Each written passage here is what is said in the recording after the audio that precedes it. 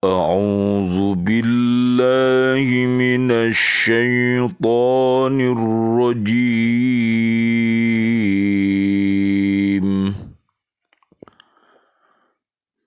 بسم الله الرحمن الرحيم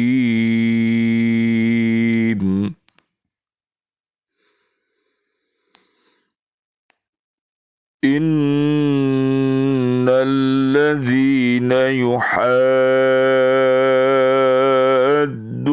الله ورسوله كبتوا كما كبت الذين من قبلهم كبتوا كما كبت الذين من قبلهم وقد أنزلنا آيات بينات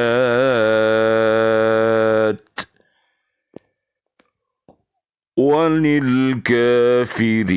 عذاب مهين Sadaqallahul azim.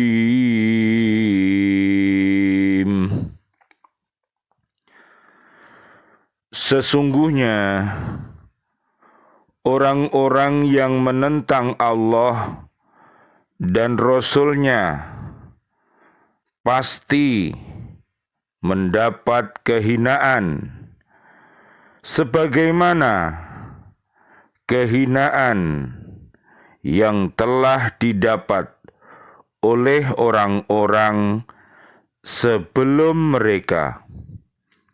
Dan sungguh kami telah menurunkan bukti-bukti yang nyata, dan bagi orang-orang yang mengingkarinya akan mendapat adab yang menghinakan. Maha benar Allah dengan segala firman-Nya, dan Dialah yang Maha Agung. Surat Al-Mujadilah, surat ke-58, ayat 5.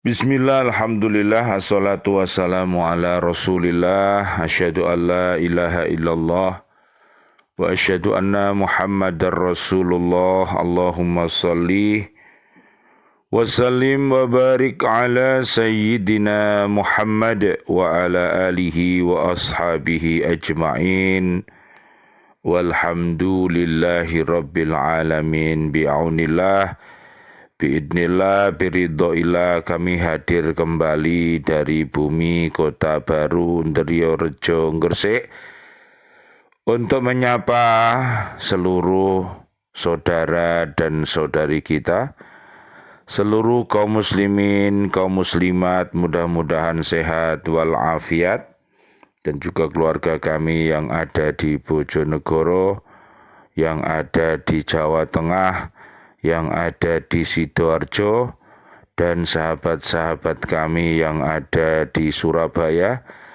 wabil khusus para guru di Lembaga Pendidikan Al-Falah Surabaya, Masjid Al-Falah Surabaya, Masjid Raya Islamic Center Surabaya, dan seluruh para pecinta BCA Al-Quran. Mudah-mudahan Allah Subhanahu wa Ta'ala pada kesempatan bulan Agustus sebagai bulan sejarah bagi bangsa Indonesia ini, mudah-mudahan Allah Subhanahu wa Ta'ala mentakdirkan kita bisa senantiasa tidak bosan untuk selalu berhaqqa tilawati dan berhaqqa tuqatih dan berhaqqa jihadih, sebagaimana yang telah dicontohkan oleh pahlawan-pahlawan kusuma bangsa kita yang telah rela berjuang untuk meraih kemerdekaan ini dengan harta bendanya, dengan jiwa raganya, bahkan semboyan mereka adalah mati atau hidup. Marilah kita hidup dengan mulia, mudah-mudahan wafat kita nanti dalam keadaan husnul khotimah. Amin ya rabbal alamin.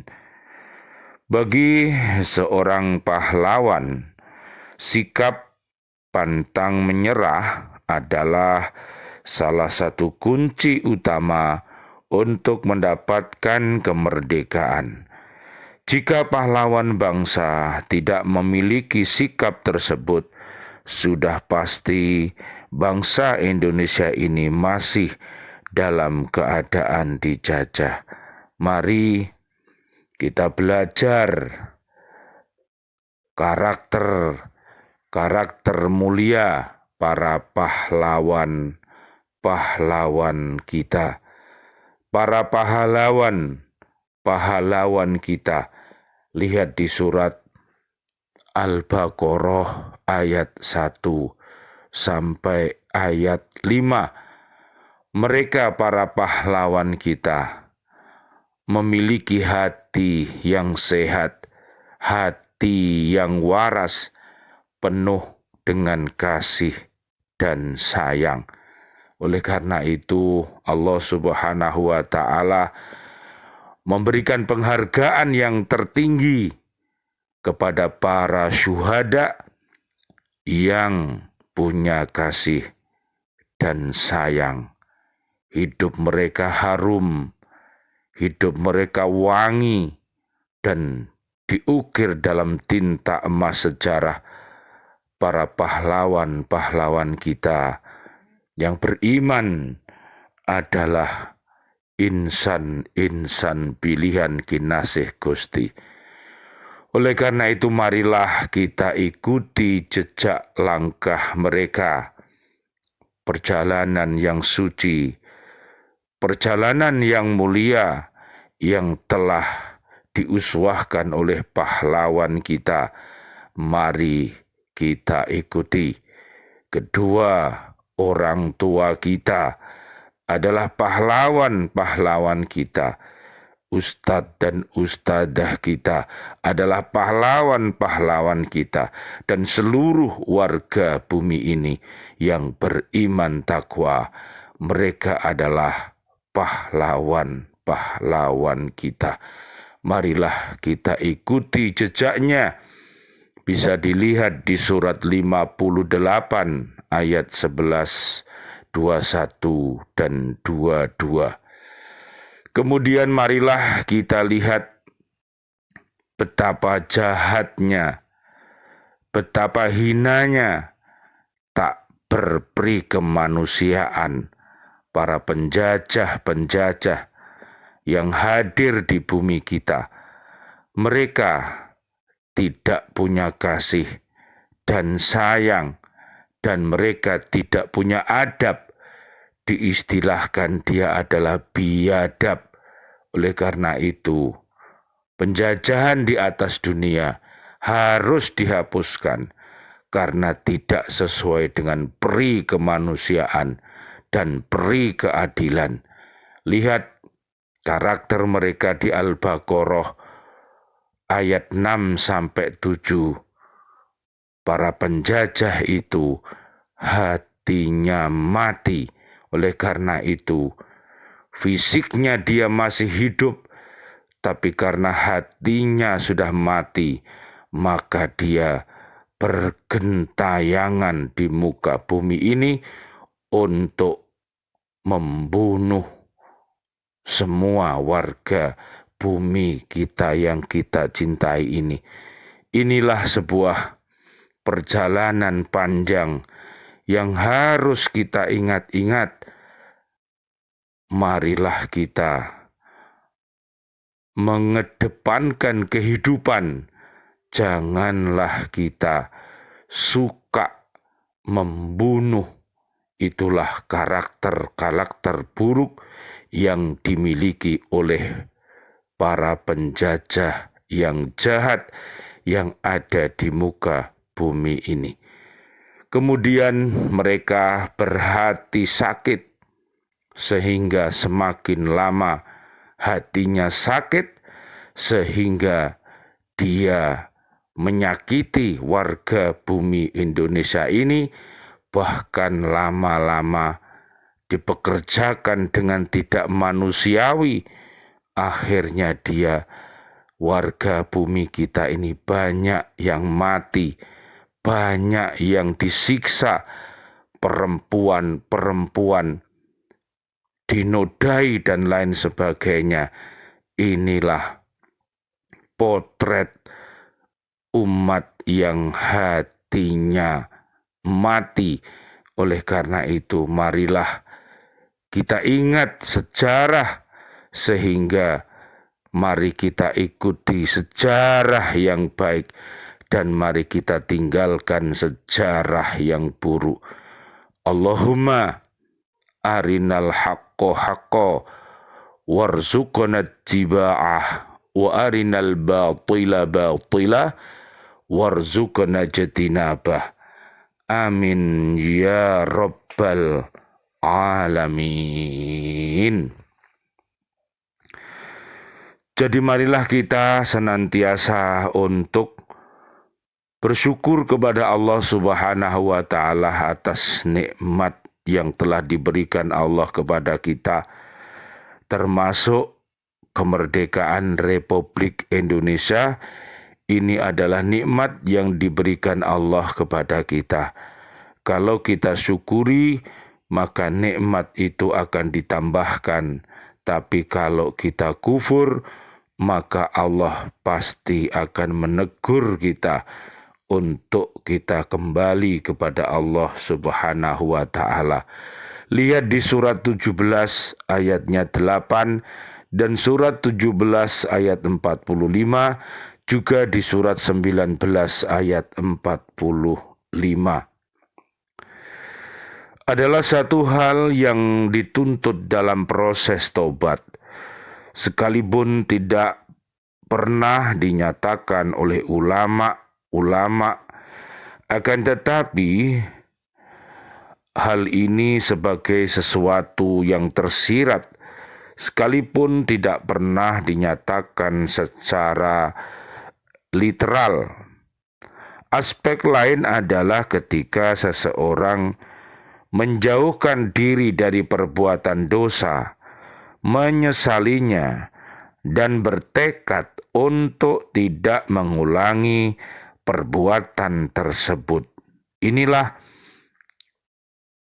contoh apabila kita mau bertaubat kepada Allah Subhanahu wa Ta'ala, maka kita harus punya tekad untuk tidak mengulangi perbuatan jahat kita. Jangan sampai mulut kita minta ampun kepada Allah, namun hati kita malah suka berbuat dosa. Ini namanya bukan menyesal, tidak bertekad untuk berhenti, tapi ini namanya ngeledek sama Gusti Allah. Ini tidak disenangi sama Allah. Kalau kita beristighfar, memohon ampun kepada Allah, maka harus dibarengi dengan taubat, yaitu berhenti, tidak mengulangi perbuatan jahat yang pernah kita lakukan, kemudian kita ganti dengan perbuatan yang baik. Maka ia harus melakukannya demi mencari ridho Allah Subhanahu wa Ta'ala, mengharap pahalanya, dan takut kepada siksanya. Jadi marilah kita bertafakur, menggunakan akal waras kita, dan bertadakur mudah-mudahan bisa membuahkan cinta yang kokoh kepada Allah dan kita takut akan murkanya Allah Subhanahu wa ta'ala apabila kita berbuat kufur, berbuat dolim, berbuat fasik, berbuat munafik, berbuat musyrik, berbuat fujur, berbuat rofas, fusuk, jidal. Semua adalah perbuatan yang dibenci oleh Allah Subhanahu wa ta'ala yang harus kita jauhi. Barang siapa berhenti dari minuman arak atau khomer karena larangan dokter untuk tidak meminumnya dan takut perbuatan itu merusak kesehatannya, bukan karena takut siksanya dan mengharap ridhonya, maka ia tidak dapat dikategorikan sebagai orang yang tobat. Dan sikap meninggalkannya itu juga tidak dapat disebut sebagai pertobatan. Mari kita belajar. Ada Pak Dokter, ahli kesehatan kita. Apabila jasmani fisik kita sakit, maka dibutuhkan obat, dan yang mengerti adalah diri kita dan Pak Dokter kita. Oleh karena itu, Pak Dokter, juga para ustadz-ustadzah, ini adalah sama, mereka adalah pahlawan kita yang harus kita dengarkan nasihatnya, yang harus kita ikuti nasihatnya, sehingga segala sakit dan penyakit yang kita derita akan mendapatkan kesembuhan dari Allah Subhanahu wa ta'ala dengan resep-resep nasihatnya, mana yang boleh kita makan dan minum dan mana yang tidak boleh kita makan dan minum. Ini adalah contoh pertobatan itu. Barang siapa berhenti dari perbuatan zina karena ia telah terkena penyakit haid atau takut terkena penyakit tersebut dan penyakit-penyakit seksual lainnya, dengan demikian ia hanya mengkhawatirkan dirinya dan kemudian menjauhi perbuatan zina. Tentu hal ini tidak dapat dikategorikan sebagai tobat syar'i. Lihat di surat 17 ayat 32. Kemudian lihat lagi di surat Al-Baqarah ayat 197. Allah mengajari kita bekal yang paling baik adalah iman dan takwa, sehingga kita terhindar dari perbuatan yang fusuk, rofas, ya. Kita terhindar dari perbuatan rofas, berkata-kata yang jorok, berbuat yang jorok, ya, fusuk, menjadi orang yang fasik, menjadi orang munafik yang bergelimang di dalam perbuatan maksiat, dan jidal, perbuatan yang suka bertengkar, membunuh antara satu dengan yang lainnya.